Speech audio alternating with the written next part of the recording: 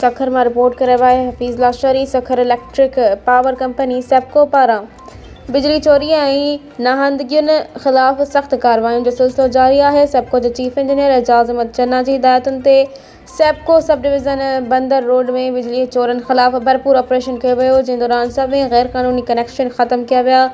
हज़ारे metre गैर कानूनी तारूं कब्जे में वठी साड़े छॾियूं वयूं। यह कार्रवाई एक्सीएन सेप्को सखर ताज मोहम्मद माको की निगरानी और सब डिवीज़न बंदर रोड के SDO निसार अहमद शेख की सरबराही में ठहियल ख़ास टीम कई। ऑपरेशन दौरान चेयरमैन अब्दुल मालिक सूमरो, फरहान माको, महताब चन्ना और बियो अमले पिण साणन गॾु हुआ।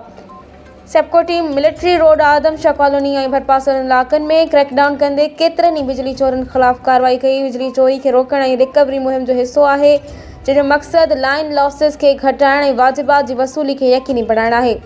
सब डिवीज़न 4 बंदर रोड के चेयरमैन अब्दुल मालिक सूमरो मीडिया से ॻाल्हाईंदे चयो त सेप्को चीफ की हिदायतुनि ते बिजली चोरी खिलाफ ज़ीरो टॉलरेंस पॉलिसी इख्तियार की वई है। उन्होंने चयो त बिजली चोरन और नाहंदगियुनि खिलाफ सख्त कानूनी कार्रवाई जारी रहंदी और बकाया रक़म की वसूली ताईं ऑपरेशन जारी रखियो वेंदो। इन शहरियुनि खे अपील कई तो बिजली चोरी जड़े गैर कानूनी अमल खां पासो कनि पंहिंजा वाजिबात वक़्त सिर अदा कनि त जीअं शहर में बिना रुकावट बिजली की फराहमी के यकीनी बणाए सघे।